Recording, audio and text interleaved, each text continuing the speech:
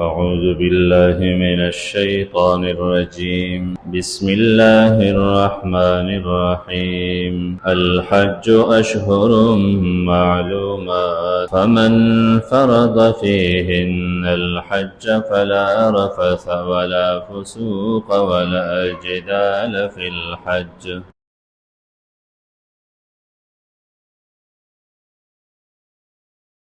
وتزودوا فإن خير الزاد التقوى واتقون يا أولي الألباب شوال، ذی قعدہ اور اس سے بعد اگلا مہینہ ذی الحج، ان 3 مہینوں کو اشہر الحج یعنی حج کے مہینے کہا جاتا ہے۔ دیکھا جائے حج حقیقت میں تو 8 ذی الحج سے حج شروع ہوتا ہے، 9 کو پھر لوگ عرفات جاتے ہیں، تو 8 ذی الحج سے پہلے حج کا کوئی عمل نہیں ہے۔ لیکن پھر بھی شوال، ذی قعدہ، ان کو بھی اشہر الحج، حج کے مہینے کہا جاتا ہے۔ یہ اس لیے کہ کوئی حج کا احرام باندھنا چاہے تو شوال سے باندھ سکتا ہے، اور شوال سے پہلے رمضان میں کوئی حج کا احرام باندھنا چاہے تو نہیں باندھ سکتا، تو شوال سے شروع ہوتا ہے۔ اور پہلے ادوار میں حج کے لیے سفر اکثر پیادہ سفر اور یا عام سواریوں پر، اونٹ پر، گھوڑے پر لوگ جاتے تھے، تو پورا مہینہ ایک طرف سے پھر دوسرا مہینہ واپسی میں، یہ طویل سفر ہوتا۔ اس کے لیے احرام کوئی گھر سے باندھنا چاہتا تو شوال سے احرام باندھ کے نکل جاتے۔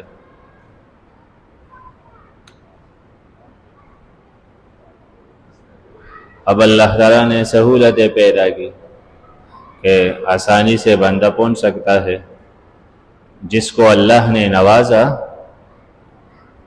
طاقت سے اور اس کے پاس پہنچنے کی طاقت ہے تو سہولت کے ساتھ وہ پہنچ سکتا ہے۔ اور حج کے خاص دنوں میں کوئی وہاں موجود رہا تو اس پر حج فرض ہو جاتا ہے۔ تو حج شریعت کے ارکانوں میں سے ایک رکن ہے، جیسے کلمہ ایک رکن ہے، نماز ایک رکن ہے، زکوٰۃ، روزہ رکن ہے، تو حج ایک رکن ہے۔ حج پر ایمان تو ہر مسلمان کے لیے فرض ہے، اور حج عملی طور پر زندگی میں ایک بار اس بندے پر فرض ہے کہ جس کے طاقت ہے اللہ تعالیٰ کے اس محترم گھر تک پہنچنے کا، تو زندگی میں ایک بار وہاں پہنچنا فرض ہے۔ ان خاص دنوں میں پہنچنا فرض ہے جن دنوں کا اللہ تعالیٰ نے کہا ہے۔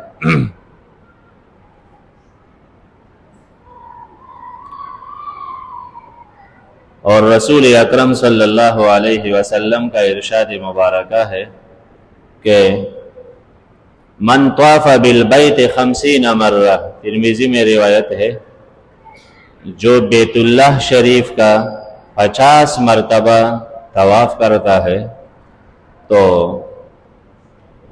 خرج من ذنوبہ کیوم ولدتہ امہ، وہ اپنے گناہوں سے ایسا پاک صاف ہو جاتا ہے جیسے جس دن ماں نے اسے جنا، جس دن وہ دنیا میں آیا پاک صاف۔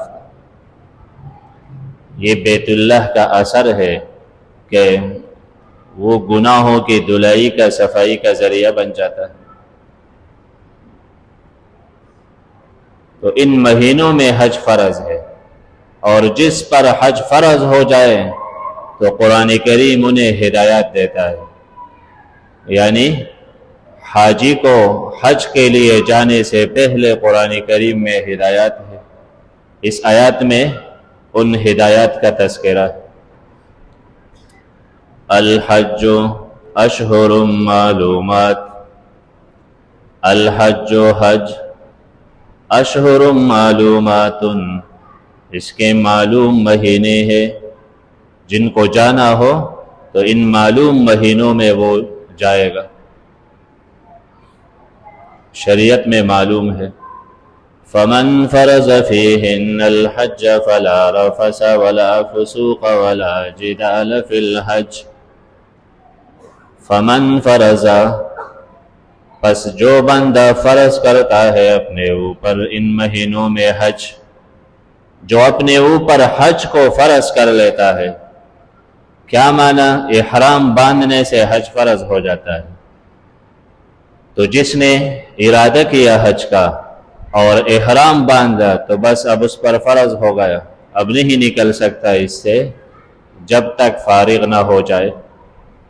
اسی طرح عمرہ سنت ہے، لیکن جو احرام باندھ کے عمرہ کے لیے نکلنا چاہے تو اب فرض ہو گیا اس پر، تو اب عمرہ کو چھوڑ نہیں سکتا۔ کسی عذر کے وجہ سے اگر چھوڑ دیا تو فرض ہے، دوبارہ اس کی ادائیگی اس پر۔ اسی طرح احناف کے نزدیک، امام ابو حنیفہ رحمہ اللہ کے نزدیک، کوئی بھی عبادت جب بندہ شروع کر لیتا ہے تو وہ لازم ہو جاتا ہے اس پر۔ یعنی آپ نے نفل کی نیت باندھی 2 رکعت کا، اور پھر کسی مجبوری سے توڑنا چاہا تو توڑ دے، لیکن یہ نفل آپ پر فرض ہو گئے، اب دوسرے موقع میں پھر یہ نفل ادا کرنا ہے۔ ایسے ہی نفلی روزہ رکھ کے اور پھر کسی عذر سے اس کو ختم کرنا چاہے تو ختم کر دے، لیکن دوبارہ روزہ پھر آپ پر فرض ہے رکھنا۔ کوئی رقم آپ نے دل سے نکالا اللہ کے لیے صدقہ کے طور پر، اور پھر وہ واپس آئے تو پھر لازم ہے اس کو خرچ کرو۔ آپ نے نکال دیا اللہ تعالیٰ کے لیے۔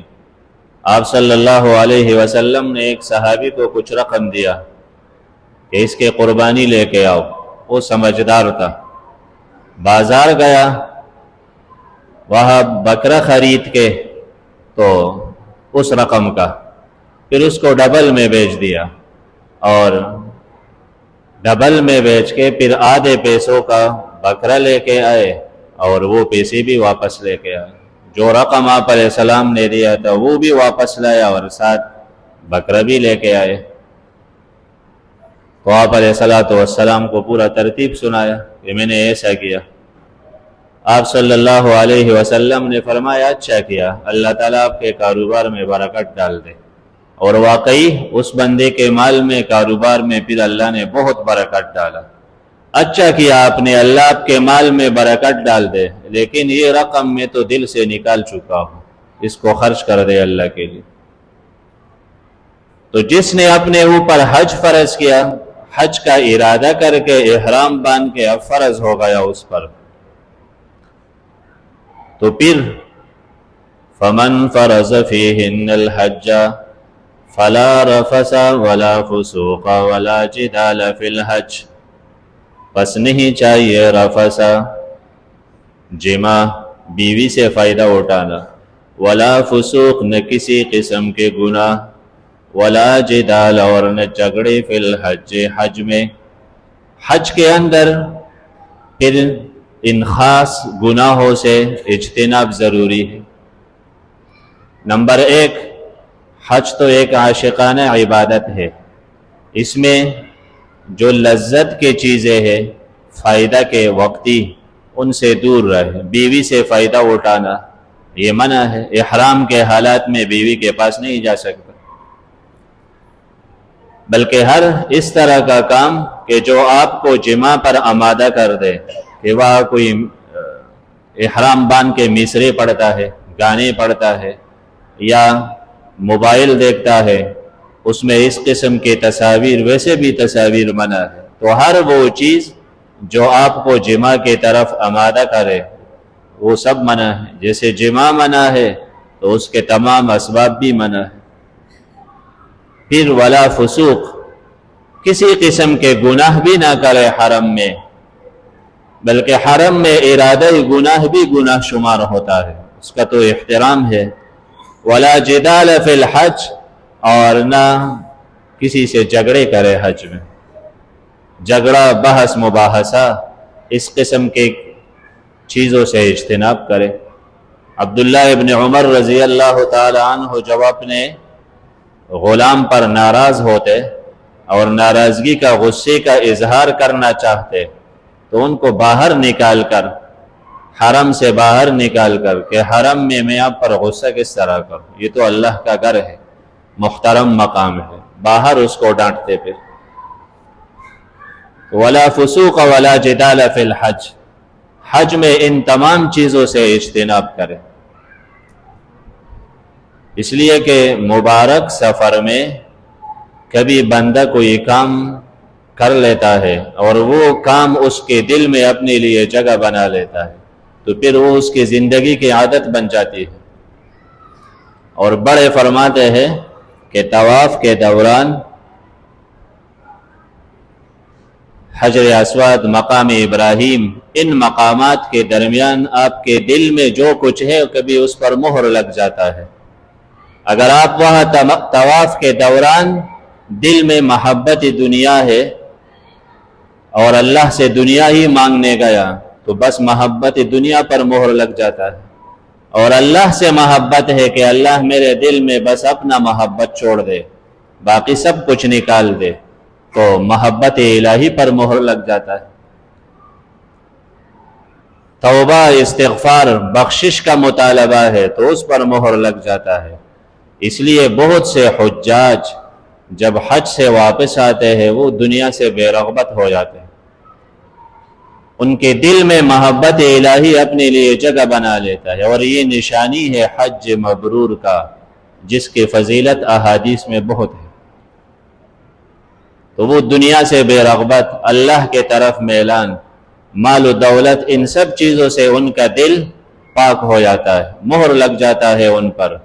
اور بہت سے حاجی ایسے بھی ہیں وہ حج سے واپس آ کے تو پہلے اگر لاکھ پہ 10,000 سود لے لیتا، 20,000 لیتا ہے، محبت اور بڑھ جاتا ہے، ان پر وعظ پھر کسی قسم کا اثر نہیں کرتا۔ تو وہاں طواف میں آپ نے جو کچھ لے کے اپنے رب سے مانگا کبھی اس پر مہر لگ جاتا ہے۔ تو تنبیہ ہے کہ خبردار، لا رفث ولا فسوق ولا جدال فی الحج، حج میں ویسے بھی یہ گناہ منع ہے، کبھی عام حالات میں بھی بندہ گناہ کا میلان لے کے اور اپنے رب کے احکامات کا پرواہ نہیں کرتا، اللہ مہر لگا لیتا ہے، لیکن حج میں تو مقام اور خطرناک ہے، تو گناہ کے طرف میلان نہ ہو، جھگڑے نہ ہو۔ وَمَا تَفْعَلُوا مِنْ خَيْرٍ يَعْلَمْهُ اللَّهُ، یہ بہترین تعلیم ہے کہ خبردار آپ کوئی بھی اچھا عمل کرو گے اللہ تعالیٰ کے علم میں، اور یہ ذہنی تربیت ہے۔ آپ کوئی بھی اچھا عمل کرے، حج میں لاکھوں انسان کسی کو پتہ چلے یا نہ چلے، اللہ تعالیٰ کو لوگوں کے رش اس کے علم پر فرق نہیں ڈال سکتا، جتنا بھی ہے، جتنے لوگ ہیں اور جیسے بھی حالات ہے، اللہ تعالیٰ ہر ایک کے حالات اور ہر ایک کے حالت سے باخبر ہے۔ وَمَا تَفْعَلُوا مِنْ خَيْرٍ يَعْلَمْهُ اللَّهُ۔ اس لیے علماء کرام فرماتے ہیں کہ دروازہ الہی، اللہ تعالیٰ کے درگاہ کو کھولنا چاہو گے تو اس کا ایک طریقہ ہے، اللہ تعالیٰ کے دروازے کو کوئی اپنے لیے کھولنا چاہے تو اس کا طریقہ مخلوق سے مایوسی، تمام مخلوق سے، بادشاہ سے بھی مایوس، رشتہ داروں سے بھی مایوس، دوستوں سے بھی مایوس، تمام سے بندہ مایوس ہو جائے اور پھر توکل، اعتماد کے ساتھ رب کے دروازے کو آواز دے تو ضرور وہ دروازہ کھل جاتا ہے۔ وَمَا تَفْعَلُوا مِنْ خَيْرٍ يَعْلَمْهُ اللَّهُ، اللہ تعالی ہمارا حامی اور ناصر۔